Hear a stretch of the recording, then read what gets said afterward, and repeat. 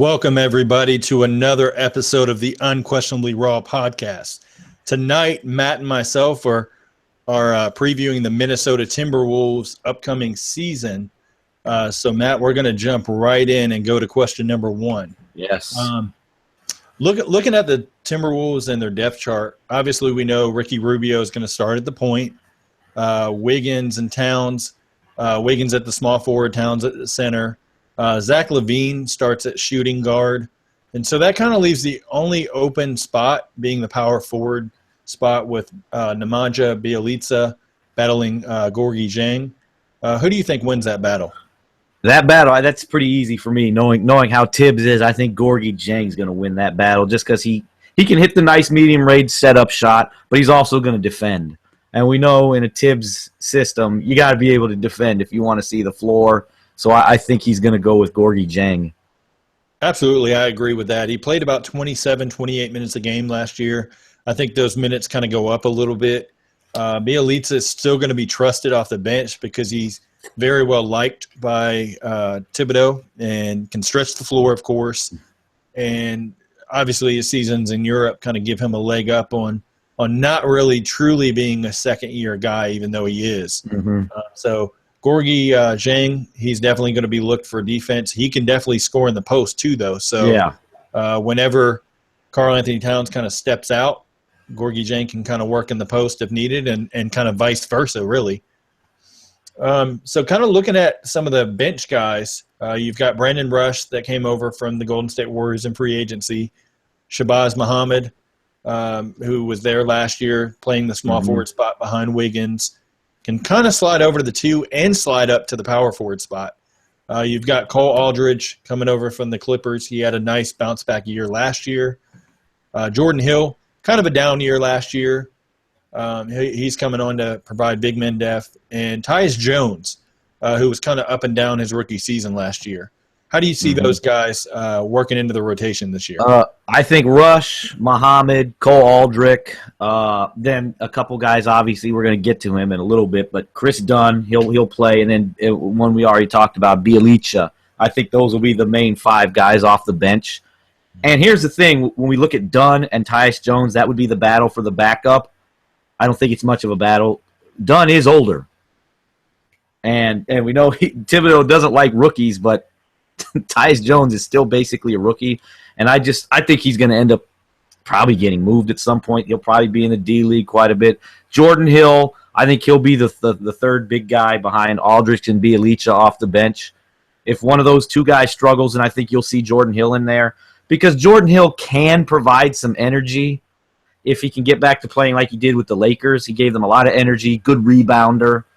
Can occasionally hit a nice little medium-range catch and shoot. But I think with this team, I think the five, and with Brandon Rush, he'll provide the championship experience. He can hit the open three. He's going to defend. And then Shabazz Muhammad's just a scoring machine. So I think he'll be the guy to get him buckets off the bench.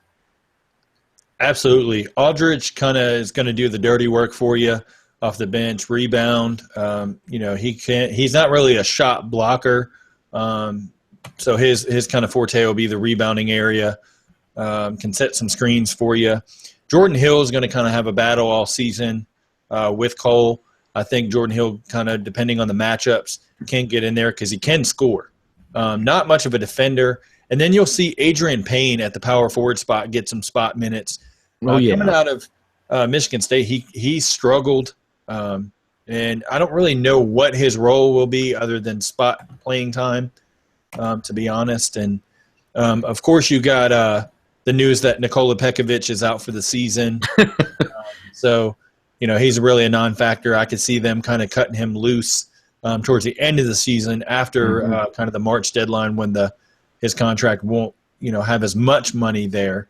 A guy like Brandon Rush will be in and out of the rotation, I think, because he's going to have to show that he's healthy. He has to show that he can knock down shots. And Chris Dunn can actually slide over to the two-guard, as can Shabazz Muhammad. So you kind of look at some funky lineups. Tibbs likes to play his guys big minutes. I could see Tibbs playing all the guys big minutes except for Rubio. because I could see a battle kind of brewing there with Dunn pushing for playing time. And we all know Tibbs liked Dunn coming out of the draft. So definitely going to be curious to see how much playing time he gets. And that actually brings us into kind of the topic we're going to talk about with Chris Dunn. What do you think his expectations are this season, considering Tibbs is not a fan of rookies, but is high on Chris Dunn? I think he's going to want. Obviously, Chris Dunn's going to have to be able to defend if he wants consistent playing time and to push Rubio, because we know Rubio will defend, and I think he's going to look even better defensively under Tibbs. But I think Dunn's going to have to defend. So that'll definitely be one of the expectations of Thibodeau. He's going to have to be able to score as well. Because I think, and I know we'll talk about what the offense is going to look like, but I think he's going to have to score for them and be able to make some shots. If he wants to, I know Rubio's not a shooter. That's what we look at him as the big weakness. He can't consistently make shots. So I think Dunn's going to have to do those things if he wants to push for to get into that starting lineup. If he doesn't defend, he's not getting that starting spot. Absolutely. Defense first with Tibbs. Dunn's going to have to show he can manage a team. Yes. That's going to be the big question mark. With Rubio, I mean, he is seasoned. He knows the guys on the team. He is a pass-first point guard.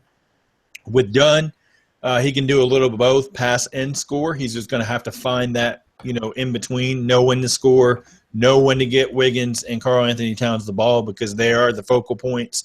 And even Zach LaVine is going to be able to steal shots.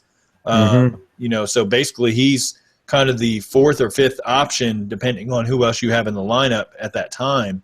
So it'll definitely be curious to see what Dunn's ceiling is. I think he's in the discussion if he's able to start by midseason by making that push for Rookie of the Year. But I don't think he starts right away, so I think he's going to basically kind of be eased in behind Rubio. Then they make a decision whether they want to move Rubio maybe at the deadline and roll with Chris Dunn as the starter. Looking at the camp guys, don't really know because Tibbs kind of in the past with Chicago's kind of mainly left the roster spot open to start the year.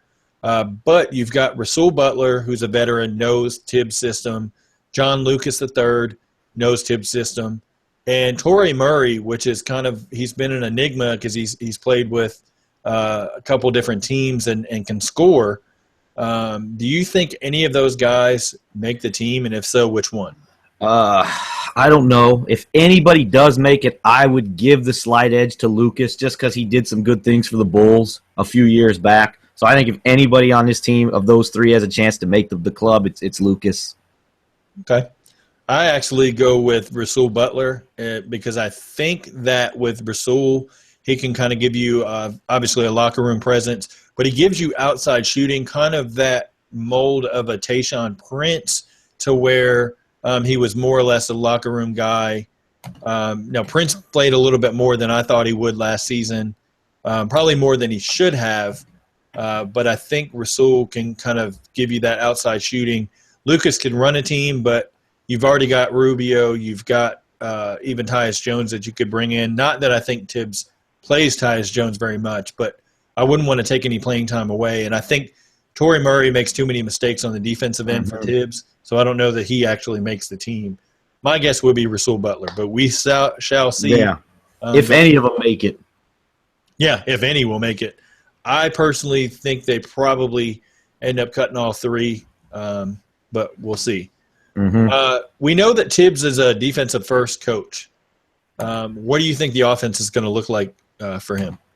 If it's anything like it was in Chicago, I think you're going to see an isolation-heavy offense, and so I don't know how Rubio will fit, because he's not really that kind of player, but we know that'll definitely tailor to Wiggins and LaVine. I think they're going to get plenty of opportunities, and I think Towns is going to get a lot. Obviously, they're going to get him the ball. He's the best player on the team. Hell, he's in my top 10 of all players in the NBA, so they're going to get him the ball, and I think it'll run through Towns, but I think you're going to see a heavy dose of LaVine and Wiggins isolation. Yeah, I definitely agree with that, and I think with Karl-Anthony Towns, you're going to see a lot of high post action from him. He, obviously with Ricky Rubio, he can come off the any kind of screen. Rubio is going to be able to get him the ball in tight spots. Mm-hmm. Wiggins, I want to look for him to, if he does isolate more, maybe use a little bit of a kind of a lower post back down game, being 6'8". I know he doesn't have a lot of weight on him, but he can hit that, turnaround kind of fadeaway. Mm-hmm. So definitely want to see that. And he gets a lot of lift on his shot, so he'll be able to shoot over people with how much lift he gets. Absolutely. And with Levine, it's going to be a kind of a challenge because he doesn't defend the greatest. So I wonder if him kind of shooting a lot of three-pointers and settling for shots, if Tibbs is going to put up with that very much, playing him, 36 to 37 minutes, or is he going to see more in the 30-minute range and give a guy like Muhammad, off the bench a little bit more run at the two? So be curious to see how that goes there. And that kind of brings us to real quick, last year, though, after the All-Star break, Levine shot 43% from the three-point line. So he did show, and he was more consistent, so hopefully that will carry over. I hope so. I think he's definitely more of a 2 than a point, obviously. Yeah. And that's kind of how they envision him because they did bring in Chris Dunn. So I'm glad that's resolved. With Sam Mitchell last year, he didn't really have direction with the team.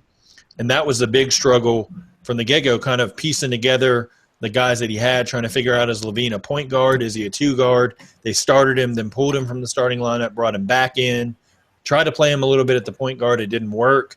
Wiggins kind of had to mature. So it was all on Karl Anthony Towns to kind of be that leader, and he excelled. And looking at the development this year for Wiggins, Karl Anthony Towns, and Levine, those are going to be the vital pieces. So what do you look for out of each of them in order to be able to elevate their games to the next level? Wiggins, I think Wiggins has to be a more consistent shooter and be more efficient with his scoring. I think that's going to help them take that next jump. Towns just continue to do what he does. I think we don't really have to speak on Towns much. And what I want to see actually this year from Towns, I want him to shoot a little more from the outside. He did not get a lot of attempts out there, and he might be the best shooter in the starting lineup for them. So I'd like to see that. And with Levine, just continue to be consistent with shooting, minimize the dumb mistakes, get after it on defense because he's super athletic, and I think Tibbs can make him a defender. He can turn him into a really good defender because he's going to demand it. And I think if those 3 guys can do those things, this is going to be a very good team. And as everybody knows, I'm very high on this Minnesota team. I really like this team. You and I are in sync definitely with Towns and Levine, because Levine is going to make or break going forward the defensive end, or the defensive end is going to make or break how much playing time he sees. And being that athletic, he should be able to get in the passing lanes, get steals, get easy buckets, going down the court. So basically, if he can improve his man-to-man defense, you don't have to do it at an elite level, but at least be a competent. Yeah. Give a really, really – and another thing with Wiggins, I want to see some defensive consistency on his part because the tools are all there. Coming out, everybody thought he was going to be an elite defender, right? And he hasn't quite done that. So I want to – consistency and the motor, because I think sometimes he goes up and down. Yeah, he's definitely inconsistent as far as when he shows up in games. You'll see him, go for 27 points, and the next game he's settling for 9 points. And it's like you should be dominating right there with Karl Anthony Towns. Towns is going to lead by example. I think he's going to be a top 5. Actually, he's already a top 5 in my book. Big man right now, but he's definitely going to let the rest of the world know he's a top 5 big man and really excel this year. I think he's borderline all-star, if not an all-star, definitely. With Wiggins, I think that, like you said, consistently being able to hit an outside shot is going to make the biggest difference because athletically he can get to the hole. Oh, yeah. Basically being able to make teams stay honest on him from the outside is going to be a key. If he can knock down, 38, percent consistently, from 3, that's going to say a lot about him going forward. And Levine on the offensive end, don't take rushed isolation shots. Work, with what the defense gives you. If you're wide open from the three, then shoot it. But you also need to know if you've got an elite defender on you, pass the ball, you can get an open cut and score from there. Don't over dribble and try to overdo things.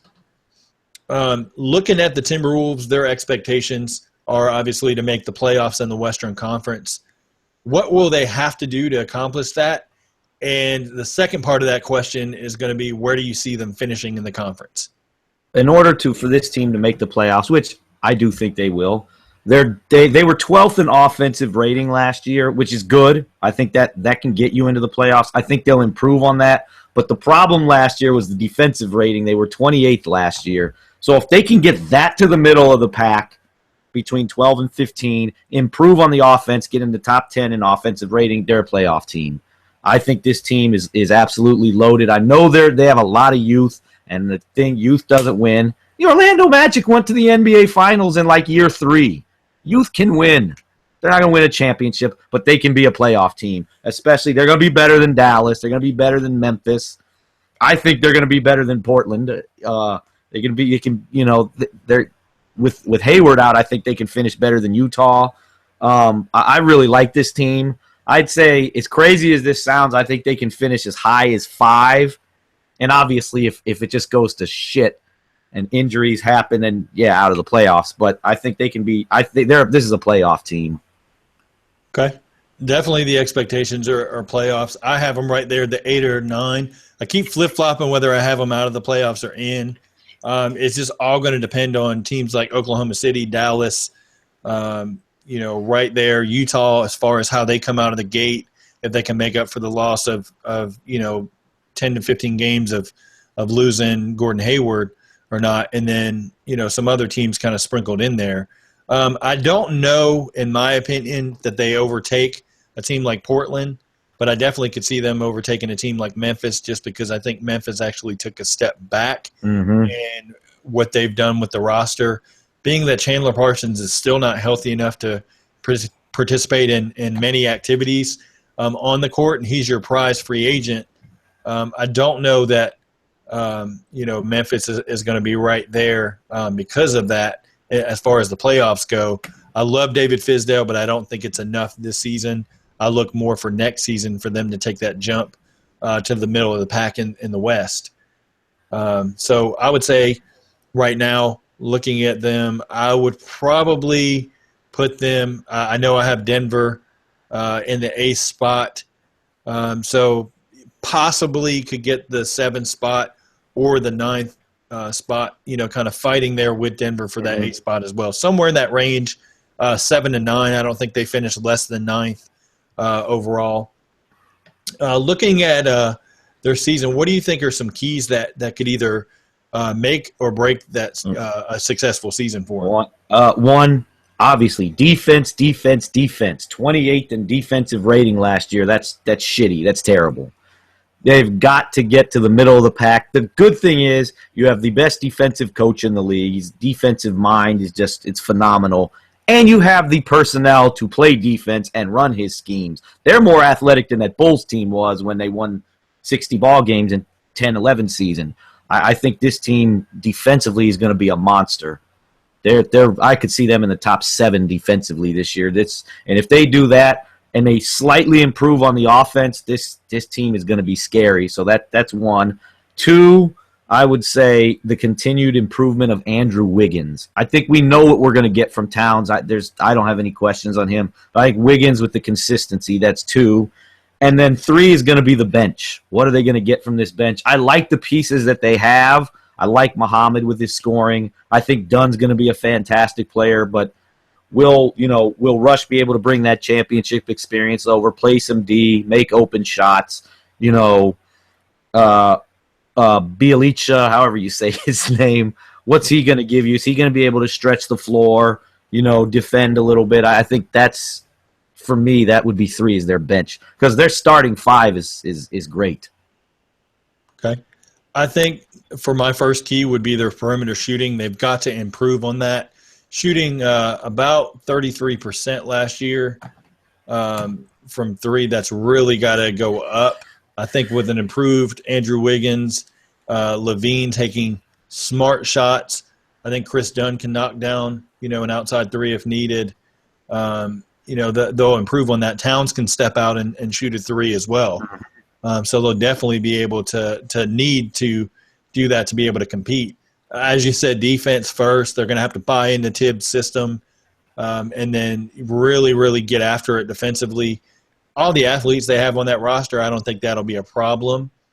And then three is going to be what happens during the season as far as with minutes. If Thibodeau plays them abundance of minutes, can they hold up throughout the season and just keep the energy, keep consistency? Because we know, basically Tibbs is going to look at, a 35 to 38 minute range for a bunch of the guys. Wiggins, Towns, and Levine could be up there 38 plus. Yeah, I mean, that's a lot of minutes on no matter how young, athletic you are, that's a lot of minutes on your body. And if they're going to compete in the playoffs, you don't want to wear them down too soon. Yeah.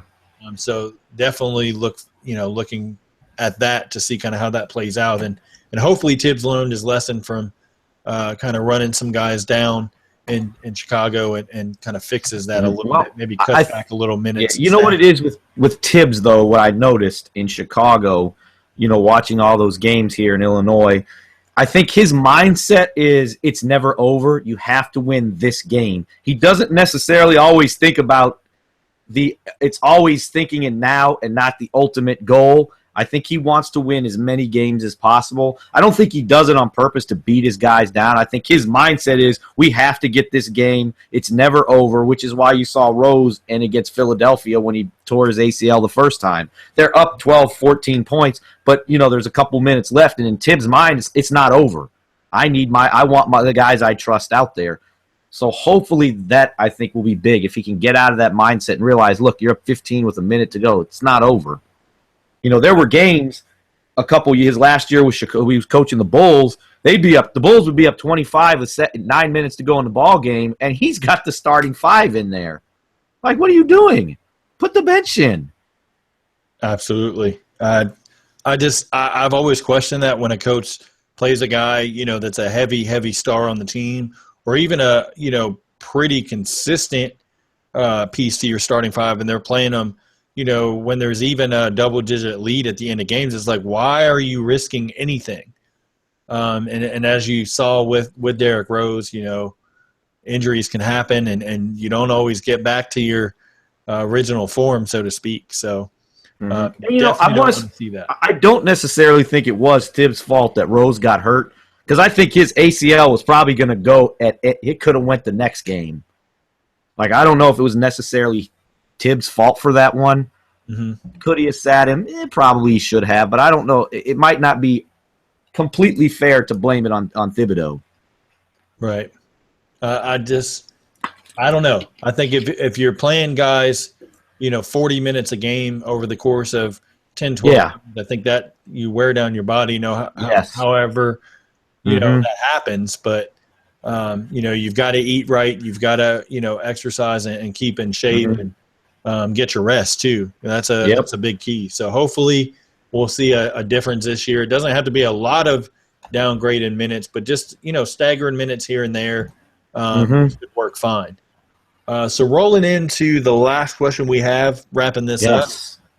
Give me your bold prediction for the Timberwolves. I know you've been waiting for this, Pete. I know everybody that's going to be listening has been, because y'all know I love the Timberwolves. Here we go. It's kind of two. Timberwolves will finish 6th in the Western Conference and upset the Clippers in the first round of the playoffs.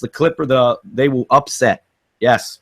Nice. Timberwolves second round of the playoffs. It's going to be just like that young Golden State team at 6th seed beat Denver that a few years back. I see this happening with this Timberwolves team. Second round, and they're going to be the 6th seed. Okay. I've got Karl-Anthony Towns making the All-Star team. That's my bold prediction. I don't think there's any doubt if he can, progress to the level that basically exceeding what he did last season.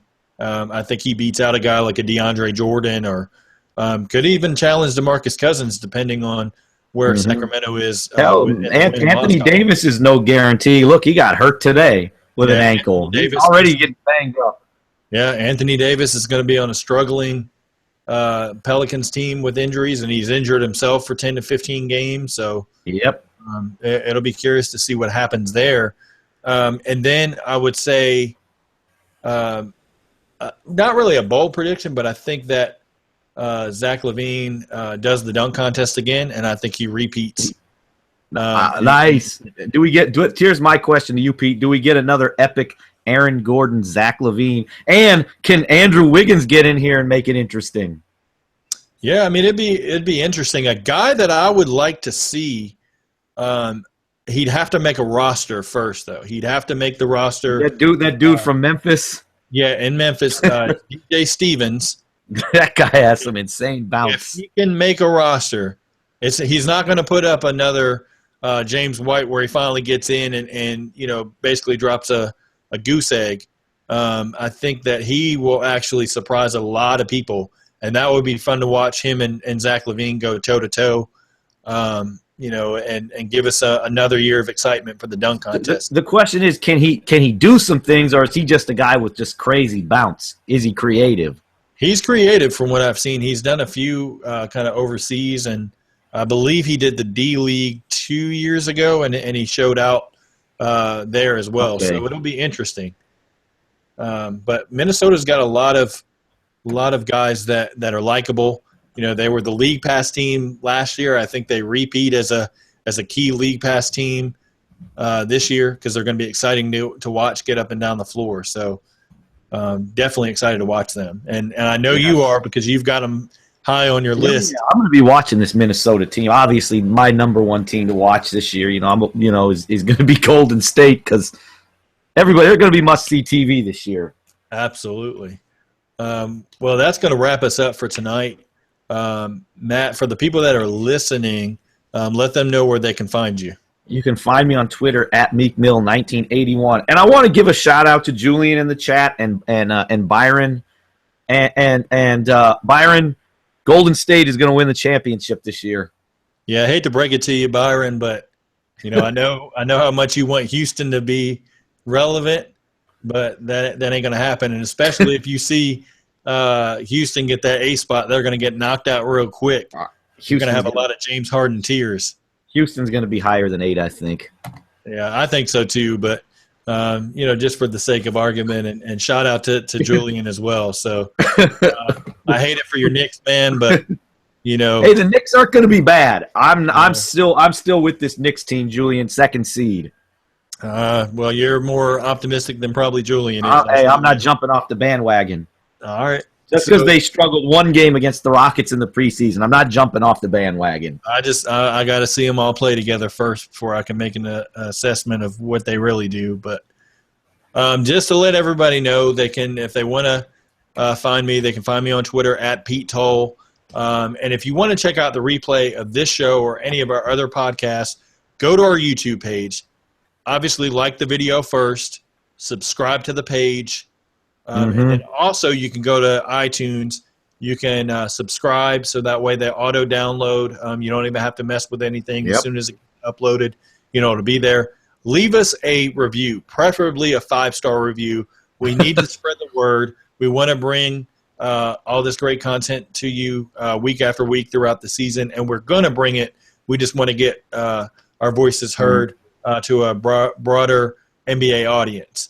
And just to let everybody know, this Friday night, 9 p.m. Eastern, we've got the Los Angeles Lakers preview. We've got LD2K, a.k.a. Chris Manning, who obviously everybody knows works for 2K. He's a huge Lakers fan. He's going to hop on with us. We're hoping to get another special guest, but can't announce it at this time until I confirm. But that's on Friday. And then Saturday, we've got a doubleheader. We've got Oklahoma City, and we've also got the Phoenix Suns. So look out for that. And until next time, thanks for checking out the Unquestionably Raw podcast.